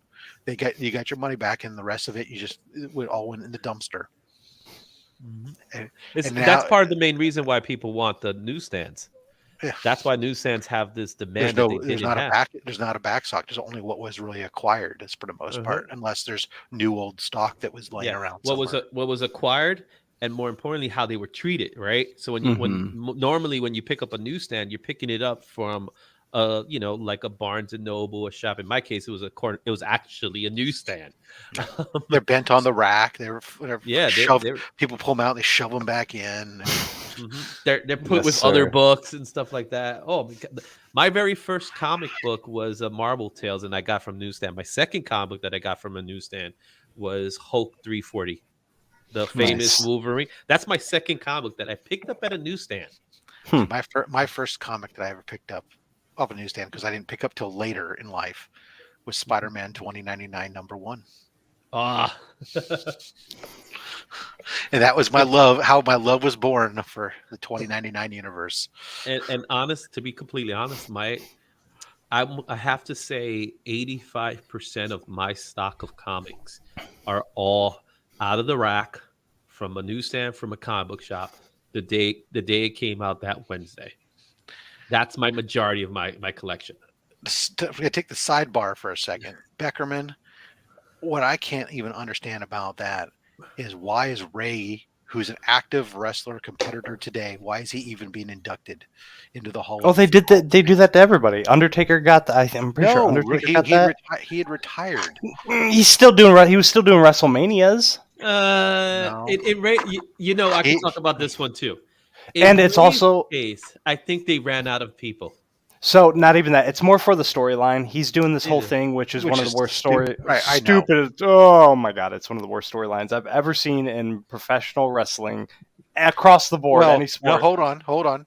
The worst. You just go back a little bit further in Rey Mysterio's timeline and Dominic's, to the whole Eddie Guerrero, who's your daddy? But he pulled it. Wrestling for the custody of the child. God, I would be pissed off. I would be pissed off if I was Dom too. It's like, you put my custody in a bag. So Dom, like, what sucks about Dom is he's never gonna go away, because he gets the boo reactions. Any reaction's still a reaction in that world, in that sport. So he's not gonna go away. But like, man, it is so drawn out, and now they're gonna do, because I'm sure he's gonna wrestle Ray at WrestleMania, father-son. Oh yeah, that's a guarantee. The only issue I have with that match, the only thing I personally, I don't have a problem. I'm enjoying the story. But what I do have a problem is that Rey Mysterio is he comes from Mexican descent, right? And I'm a Hispanic. I'm a Puerto Rican from the Bronx. I'll tell you right now. No way would my dad will allow me to talk to him that way. No way. Because I will get the beatdown that Ray is not giving him. Now, it's the whole prison. It's the whole prison thing for me. That's what kills me. The prison thing is my favorite. That's what gets me, dude. It's like, come on, man. But how crazy is this? Look at how twisted this is for a second. So Ray's daughter, right? When she was last on screen, she was doing this whole romance storyline with Buddy Matthews. Yep. Right? Buddy Matthews is the real life boyfriend of. Oh, that one I don't know. I'm not sure. Rhea Ripley. Oh, you're right. And then Rhea Ripley is in the Judgment Day. Is being Domin's on-screen girlfriend type thing, right? So it's like, there's this like weird incestuous thing going on. I will say this much: I think the Dom story is actually hurting Rhea. Yeah, I want Rhea to get out of the Judgment Day. I wish the Judgment Day would all do their own thing. I used to like Finn. I used to be a Finn Balor fan until he went to the Judgment Day, and still doing that. Now I can't stand the dude. Utilized. They need to do something. Right. Always.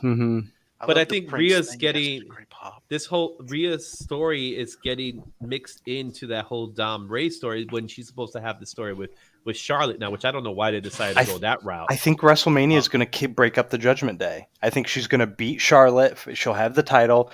Dominic will lose to Ray. He'll be gone. And then you have, I think, Finn and Priest have a tag team match or something. No, Finn is facing Edge, and Edge. That's right. Finn and Edge are going to fight, and there is a rumor that it's going to be a Hell in a Cell. That'd be cool. the Charlotte thing, man. I'm not that big of a fan of her. I'm not, but I can don't respect her. I respect her lineage and stuff. She's a and good wrestler. but- She's good. But I don't. Maybe everybody she gets up being stuck against. Like Yeah. She's Did getting you the watch that Shotzi match? That was like Mhm. awful to watch. Mhm. It's like she has to slow down and like try and like, oh, supposed to do this, so I'm gonna jump. You know, she's having to lead the wrestler. It's awful, painful to watch, Toxic. and that's been the problem. Yeah, I that's found hard lately with Finn. too much of the women's wrestling lately has been it's painful to watch as they just like I'm running, I come to a pause, almost like we were talking about bowling earlier. I'm Bro, running, it's I'm better. I'm doing my approach, but then I suddenly come to an abrupt stop and then I swing my arm. It's like Lita they and just Trish don't is have back. the Becky Lynch is back. I'm like they're tag team champions, so that's good until the women's division is going to be great until WrestleMania. Well, Well, 'Cause- Trish 'cause- is gonna go heel. Right, Yeah, or it's the rumors, yeah. right. But which if I don't- Lita, do I need that? Do I really need these I'll yesterday take anything. wrestlers Give me to all the show up? Trishes. Well, yep, Come well, to heel. Trish, all day. here- Give me here's- all the here- Trish. I will say this much: Trish could go. She could still go. You could see that she could still go. Lita's Lita, bad. Is bad, unfortunately- dude. Yeah. She's Oh, rough, that man. tag team match was brutal. It's rough. It's Yeah. rough, Lita man. is like, I don't know what's Mhm. going on with Trish her, can still rock. but Trish could go. And The whole whose- Charlotte thing, whose I think thought the was to problem with bring- Charlotte. Whose thought was it to bring Lita back at the same time while Edge is back doing that? Her I mean, and that's- Becky Lynch are best friends, and yeah, that's weird too. You Yeah. know. So the whole Charlotte, going back to the whole Charlotte thing, I think she's definitely the work woman of the bunch, right? She's she is what she is. I honestly believe she is the best. The problem is that they're forcing us to make that assumption. She doesn't need that. Like I like Bianca as well. yeah, it's kind of like Mhm. it's kind of like the same way what Roman Reigns was getting when he was when everybody was sick and tired of him. Charlotte has that same thing, and everyone knows what they're doing is they're trying to make her get Flair's goal, and that's the problem. It's like it shouldn't feel that way. It shouldn't feel like I'm just gonna get the belt so I could put the number in so I could hit 16. Be right back. Sorry. You're So, good. That's the whole point with the whole Charlotte thing to me is that I respect her. She's really good though. she's great. Mhm, You put her in mhm. you put her in a program, she does a phenomenal job. She plays Mhm. she plays what she needs to play. But the problem is the fact that they put her down our throats. Yeah. We don't want that. Why don't you just let Charlotte be Flair? Who cares about 16 times? You get my point? Because she comes back and the first thing she does is takes the title. That's wrong. Mhm. We'll That's my see. problem I with think Charlotte. I think it's going to be one of the best WrestleManias we've had in a long time. Yeah. Long time. I was having Roman's a gone. conversation- That's my prediction. So I was having a conversation with someone this morning, and he was like, "Oh, they should have the tag team match, the Usos, Sammy and Kevin on night one That's- as the main event." That's what Right? I want. That's what a lot of people want. I don't think that's Mhm. going to happen because to me, I think that's disrespectful to the women. If you have a 2-night event, give the women one night, get the guys the other night. So that's the way. Agreed. So it's gonna Agreed too. So for me, the Royal Rumble winners get the main event because that's what they signed. That's the Mhm. purpose, right? So Charlotte and Rhea, they're gonna tear the house down. We know. Mhm. Mhm. But what I would do, I would put that tag team match as the first match of night 2. Yeah. And then have the Usos lose so that it shows the bloodline crumbling. Mhm. And maybe give Solo a match with someone that they haven't Maybe. put anybody for Solo, so that's the only Mm-mm. problem. Is like Solo Right. doesn't have anybody. But if you did that and just show the crumbling of the bloodline, right, like you lost the belt, and then he's just stressed out, and he goes into the match stressed out, and the match is lost. I'm just scared post Mania. I'm scared because like Cody Rhodes deserves the belt more than anybody on the planet for what he did with his injury and everything. That dude's got the most massive respect from all of us. But can he carry the belt like Roman has? Can He's he not going to be carry like Roman, right? He But can't I'm carry saying like Roman. because after Roman loses, Roman's dipping. Roman needs a break. Seth Rollins is at the point where he needs a break. They've been going from day one. They haven't got a break. So like I'm scared because like wrestling for me the past like year has been some of the most best storylines and everything. I think it's hitting its peak. So I'm scared to see what happens post Mania. So what I think Jay White's is coming in on night after. You think he's Howdy? He's the guy. No, he's not Howdy. No, you don't think he's Howdy? No, Jay White's Jay White. Okay. But see, who's Howdy though? That's where I'm at still. Oh, you don't know who's Howdy? You have no idea who's Howdy? I don't have any idea. It's Bo. You think? Bo. Yeah, no, it is. It's Bo. Yeah. It's Bo Dallas. I don't see who else. Thank you, Beckerman. I appreciate that. Got me a follow. Got me a. Yeah. So yeah, it's Howdy. Howdy is Bo Dallas. Look at it. You'll know it's him, and it's already been debunked. You know, it's one of those situations. I think what will make more sense is that we get the what's this guy's group, the Hurt Business. I think the Hurt Business is back. But I also think they finally introduced the Wyatt Six. Yeah. They've been teasing on. And that's where it is. But Jay White is going to be his own thing. And I think he's going to go straight to Cody. Yeah. And they do this whole, you know, this whole, and who's the Bullet Club leader type of thing. I'd love to see even though we have other Bullet Club members around too. So. Yeah. So Bray once Roman dips, Bray's such a mastermind. He could easily be the face of the company. Oh yeah.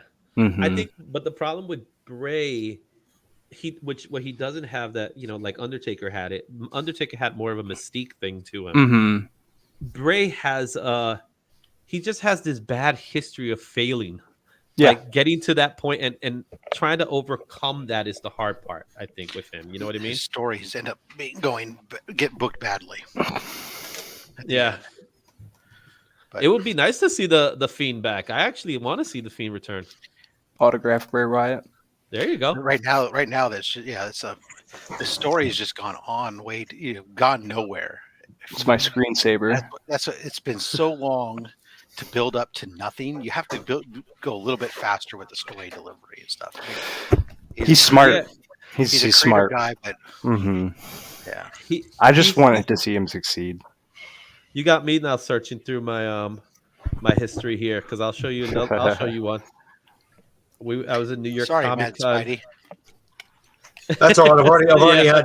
I've already had Mike bloody messaging me saying I screwed your night with one line. He did. But I think, I love the puppet stuff.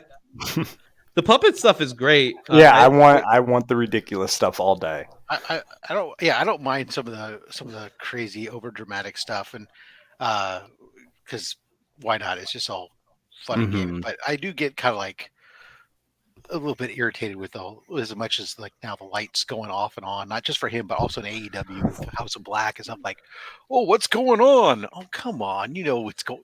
It's played out now. I will always love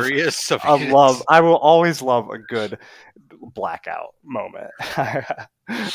Well, with House of Black, I think I'm okay with it because you know the name's in it, Black. You know what I'm saying? And they're doing a pretty good job. But when the lights go out and they're there, and it's like, so, where did they come from? So where do you think they came from? So it was always kind of Undertaker's thing, and Undertaker officially passed the torch, like the darkness torch, to Bray. So that's why I can respect it forever because Bray can rock it as long as he wants because Undertaker allowed him to have that. Well, anyways, so comics. Sorry, we were back on comics. No, it's cool. It's cool. What about that Ric Flair comic? Let's transition it. Yeah, right. which one was that? That just came out? No, it didn't come out yet. It's on its way. Right. Yeah, I seen somebody talking about that. It's from Scout Comics, so you probably won't see it to 2 years from now. Yeah, I'm with you, Dr. Von Who. Dr. Von Who's like, I like the silly stuff. I want to see him in a match. That's true. He's been back for nearly a year now, and he's done one match. Congratulations, bro. He does what? I mean, when I was at this autograph signing, he made for 2 days. He made 90,000. So, like, does he really need to wrestle? Look, Brock, look at Brock. There you go. Oh, nice, so tall, dude. Dude, he's huge. 7'4", like 365 or something. He was a fan. He didn't come in as a wrestler. He came in as a fan. That's awesome. Right? He had a Sunday ticket and everything. That was Comic Con. That was just, everybody was just he was again a guy that size like I do, yeah. When he was the doorman at the Underground Fight Club, Shane McMahon's Underground Fight Club. Speaking of Undertaker, he's doing these like dead man shows that I'm not. I wish he would just stop. Like I want him to just stop because like they're not very good. Like the last one was it was like an outdoor match where it was almost like a movie the whole time. And I storytelling just, with the Undertaker. dude, his legacy means more to me than him continuing these random shows. If that's the way I look at it, if that's what he wants to do, let him do it. Sure, I'm not hating on it. I just wish if he wants to wrestle, stay in the WWE. Just stay in the WWE, man. Well, he doesn't need to wrestle. Right. I don't think right. he shouldn't should anymore. I think his body won't do that. Right. Some of those guys, you know, it's like I thought one of the funniest things ever was that whole recent thing when they had DX in there and they're like, I'm too old. I can't do this. Mm-hmm. That is the best sports match I've ever seen. That's the greatest. And you got Kane's mask just flies out. He's like covering him. But Triple H he hurts himself to the point that he has to get surgery. We are at an hour and 45. My girlfriend's cooking dinner, so we're gonna wrap it up and do our around the horn. So we're gonna start with Mad Spidey. He's been quiet. Let's blow him up because he's not a fan of wrestling. Yeah, it's like we might as well be talking about like the fluctuation of U.S. interest rates, because he just doesn't care. So I'll blow you up. What do you got for us, bro? Don't give a rat's ass now. Everybody knows I do everything on the fly anyway on my channel, so I'll either have something like one of my artist series or my statue collection. I do have some stuff coming in the mail that I'm still waiting on, some cool old school Marvel books that'll be rocking up, hopefully. I know I've got one parcel, but I'm waiting for a couple more to rock up so I can do it all in one video. And I'm going to try and do some more shorts, seeing everybody's got to do shorts. So, but yeah. Fun. Stay tuned and you'll see what happens. Nice. Yeah, the shorts are fun, man. Especially like you're a Funko guy. It's a great way to show off like other aspects of your collection that you don't want to dedicate to a full video for sure. Mm. What do you have for us, Rob, our fine gentleman? Well, tomorrow's Monday. The Berkeley Comic Con Hall video. Excited. Drops. That's where everyone will find out what these bangers I keep talking about were that I picked up. Then Thursday there'll be a mystery box that'll open up until we come back around to the horn on Saturday for Only Slabs. And at the top of my head, I can't remember who the guest is this coming Saturday. So you say something like TBK or TBH? Oh yeah, that's right. TBK Comics. He's a Bay Area guy. Yeah. Nice. Then I think the week after that is Jerry the Jitterbug, I think. Nice. That'd be cool. Sweet. What do you have us for you, sir? Well, tomorrow's Monday, so Mondays is always the Izzy's pull list. Monday 6:30 Eastern. We're gonna be talking about Punisher and all the trending comics and what's coming out this week. Saturday's big Apple Comic Con, so I plan on being there. We'll get some footage of that one. And whatever else happens. Oh yeah, Shazam! Fury of the Gods. Gonna see that on Thursday. So I'll probably do some reactions of that one. Hopefully, it's a good movie. So Nice. It's a busy week over here in the Izzyverse. Nice, bro. Nice. Me, I have. What do I have? Comic Hall coming. I gotta film that, and I'm just rocking it out with the shorts. Trying to get my editing on point. I'm having a lot of fun with that. Here in 2 weeks, I'm going to be in touch with the artist who's going to be finally commissioning my logo. So tune for that. And, Friday Positivity, random videos. So I'm always hanging out. So that's where I'm at. Bam. Awesome. Cool beans. But yeah, man, I appreciate you guys hanging out. Anybody on the replay, if you guys made it this far, you guys are absolute legends for those watch hours. Anybody in chat, you guys always mean the world to me. I'm going to start doing giveaways here probably every Sunday. So probably in the next one, I'll start doing random giveaways in my chat. Got to do those giveaway short boxes. So yeah, to everybody in the panel, everybody in the chat, you guys are legends. I appreciate each and every one of you. I love you guys. We're going to rock it out of here. Have a beautiful night. And as always, I hope you guys find what you're looking for. Thank you. See ya.